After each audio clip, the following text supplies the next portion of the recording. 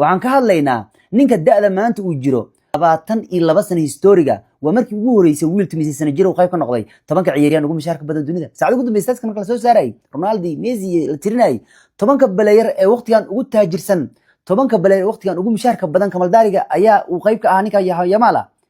waa tumisay sano jir hadana waa tumisay jir kabtaas gishta waligeed ma dhicin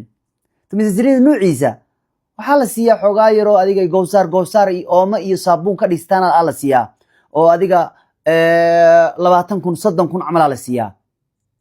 maanta mushaarkiisa aan arkay muxuu ahaa fi adile fi 32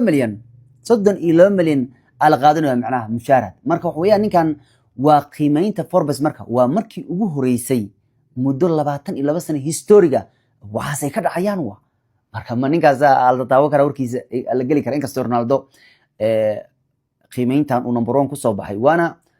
ninka 10 sano ugu dambeeyay 6 jeer hogaamintan haya